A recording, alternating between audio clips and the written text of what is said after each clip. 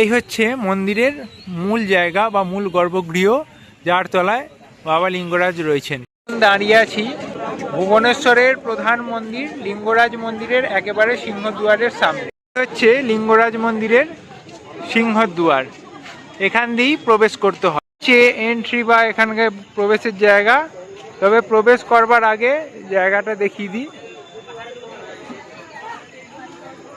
এই যে জায়গাটা দেখতে পাচ্ছেন, এখানে কিন্তু আপনাদের জুতো, ব্যাগ, ফোন এই সব কিছু জমা দিতে হবে। জমা দেওয়ার পর এই জায়গা দিয়ে একেবারে লিঙ্গরাজ মন্দিরের ভিতরে প্রবেশ করতে হবে।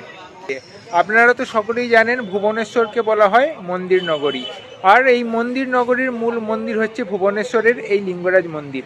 এই লিঙ্গরাজ মন্দিরের বাইরে থেকে একটা জায়গা আছে যেখান থেকে মন্দিরের সম্পূর্ণটা খুব ভালোভাবে দর্শন করা যায়। চলুন সেই জায়গাটা আপনাদের আগে দেখাই, তারপর তার ইতিহাসটা আপনাদের বলছি। এই যে জায়গাটা দেখতে পাচ্ছেন, এই জায়গাটার ওপরে উঠে লিঙ্গরাজ মন্দির দর্শন করব।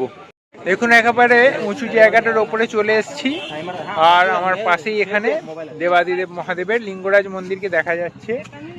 এই মন্দির এখান থেকে খুব সুন্দরভাবে দেখা যায় এবং পরিষ্কারভাবে দেখা যায়।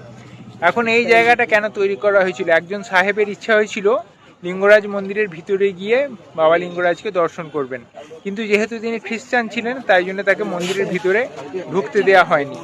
তখন তার ইচ্ছাতেই এই উঁচু জায়গাটা তৈরি করা হয় এবং এখানে উঠে তিনি লিঙ্গরাজ মন্দির দর্শন করেছিলেন এবং তিনি দেখে মুগ্ধ হয়েছিলেন।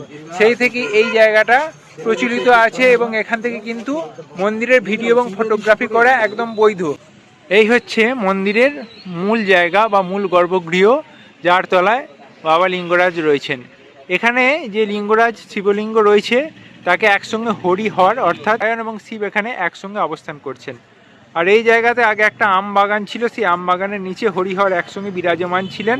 আর এখানে যে শিবলিঙ্গ আছে সেটা কিন্তু স্বয়ম্ভু শিবলিঙ্গ, অর্থাৎ প্রতিষ্ঠা করা শিবলিঙ্গ নয়, এটা মাটির তলা থেকে নিজে থেকেই উত্থিত হয়েছে এবং সেই শিবলিঙ্গকে হরিহর অর্থাৎ শিব এবং নারায়ণের একসঙ্গে অবতার রূপে মানা হয়ে থাকে।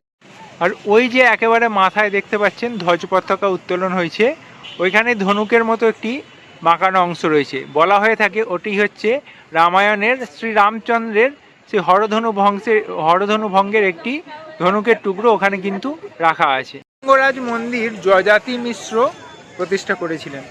যযাতি মিশ্র যখন প্রতিষ্ঠা করেছিলেন তার আগে এখানে একটা বড় আম বাগান ছিল, তার তলায় একসঙ্গে হরিহর অর্থাৎ ভগবান মহাদেব এবং শ্রী নারায়ণের একসঙ্গে পূজা করা হতো।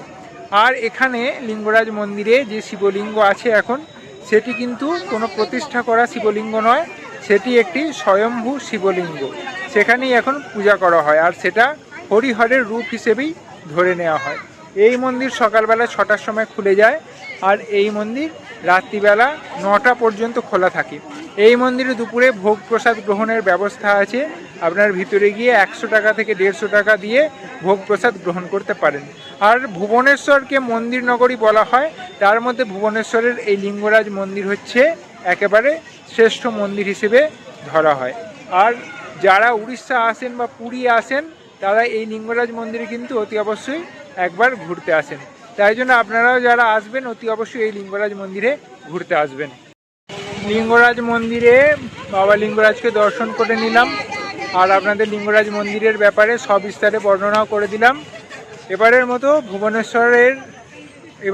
ভুবনেশ্বর ভ্রমণ সম্পূর্ণ করলাম। তবে ভুবনেশ্বরে কিন্তু আরও অনেক ঘোরার জায়গা আছে, যেমন নন্দনকানন, উদয়গিরি, খণ্ডগিরি, ধবলগিরি, এই সমস্ত জায়গাগুলো আমি যাইনি। আপনারা যারা নতুন আসবেন এই জায়গাগুলো ঘুরে দেখবেন। আর এই লিঙ্গরাজ মন্দিরের পাশে কিন্তু বিন্দু সহস্রসাগর, অনন্ত বাসুদেব মন্দির এবং আরও অনেক মন্দির আছে, সেই মন্দিরগুলো কিন্তু আপনারা দেখে নেবেন। এখানে কিন্তু আপনারা মিস করবেন না গো। যাই হোক, ভিডিওটা এখানেই শেষ করছি। ভালো লাগলে একটা লাইক দিয়ে দেবেন, কমেন্ট করবেন আর শেয়ার করে নেবেন। সকলে ভালো থাকবেন। দেখা হচ্ছে পরবর্তী নতুন এক ভিডিওয়।